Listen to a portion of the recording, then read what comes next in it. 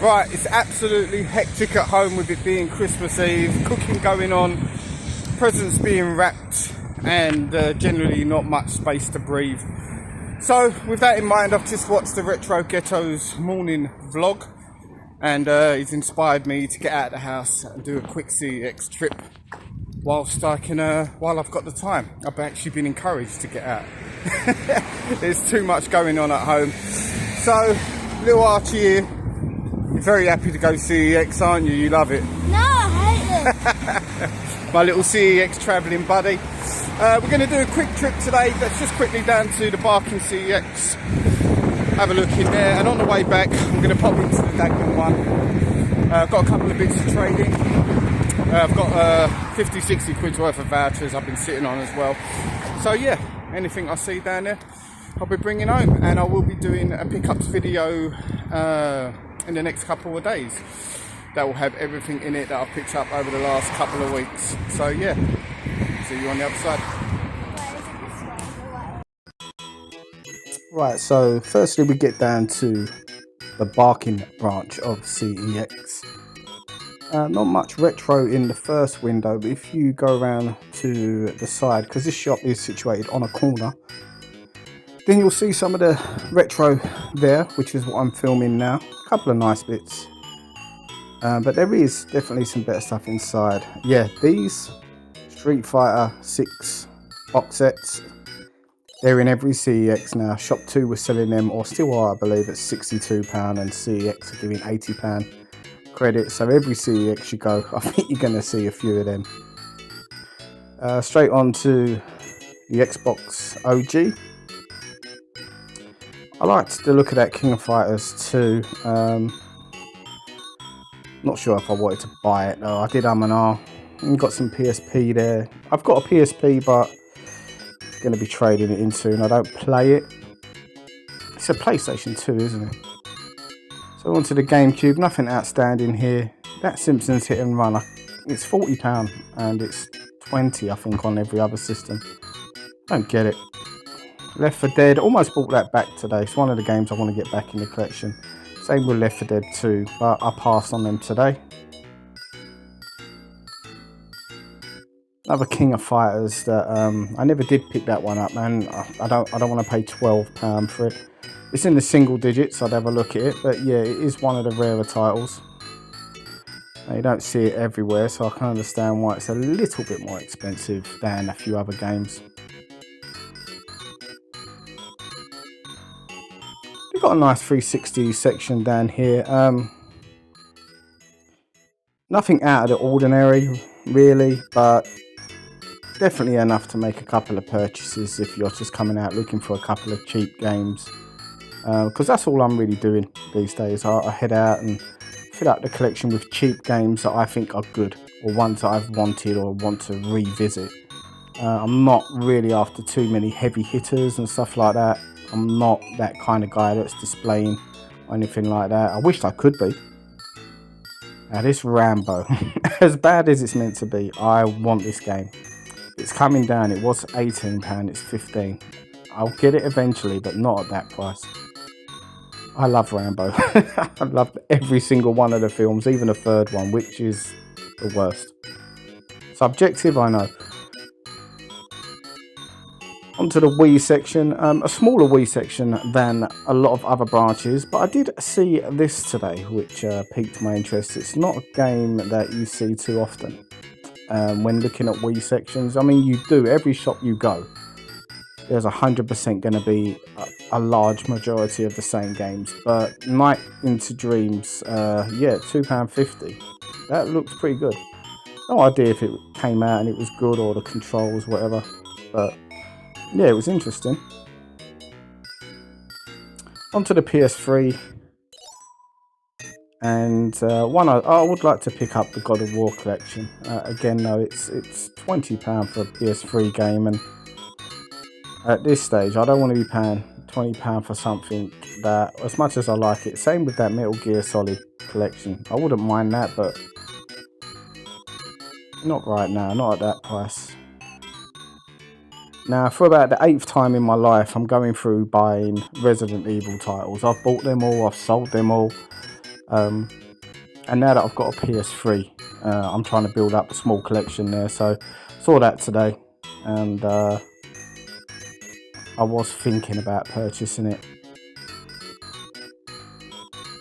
At the moment, it's all very dependent on the quality of the covers and that. Because they're cheap enough. It doesn't matter, £2-3 some of these Resident Evils. I'll buy them, but you know, they've got, the cover's got to be in, you know, it's got to be good. Half decent PS2 section. Not a great deal that I personally want or wanted, so nothing really for me to debate and pull the trigger on there. But I did think about True Crime, and now watching the video back, I should have bought that. I had my eye on it, and then something else I believe must have got my attention, because that's one that I just like to pick up. It's £1, and I remember playing it years ago. It's actually pretty good.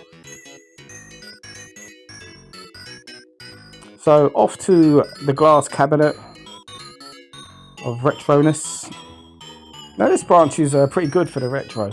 Lovely selection of Joy-Cons there. Archie's pointing at the moment. He wants the green. There you go. He wants the green ones. That's his favourite colour.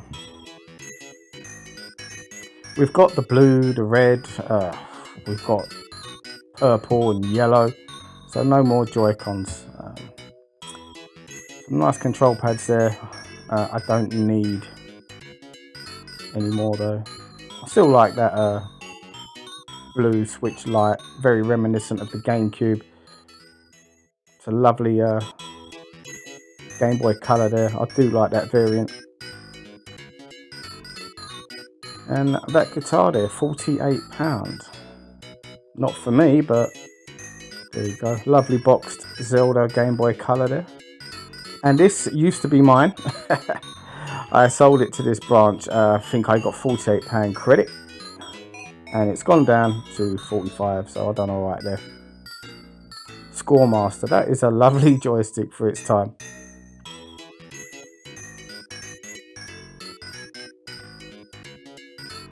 Some good Mega Drive stuff as well, and some Master System games, which strangely Archie was pointing at.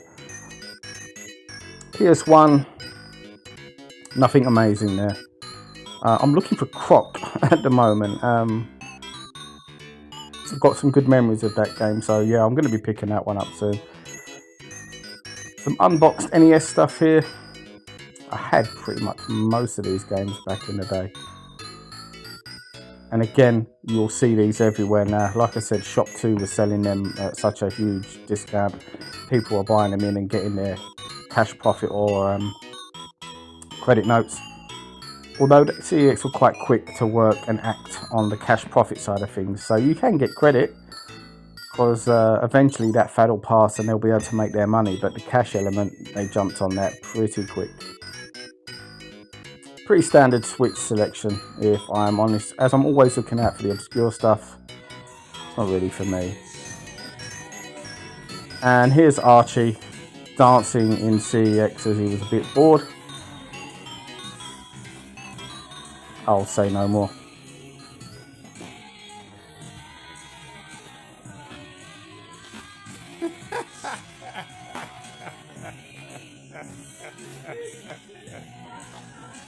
Alright, that's enough, I think.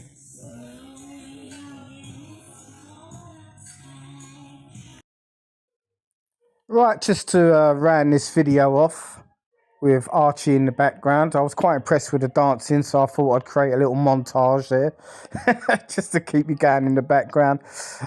We did visit, after this one, we visited the Dagenham CEX, but I have recently done a video on that, so I didn't do any filming down there, if I'm honest, because the stock was pretty much the same. Well, the interesting stock, you know, the retro and that kind of stuff. So we didn't do any filming there. However, I did get a number of pickups from the Barking branch today, and also a couple from the Dagenham one.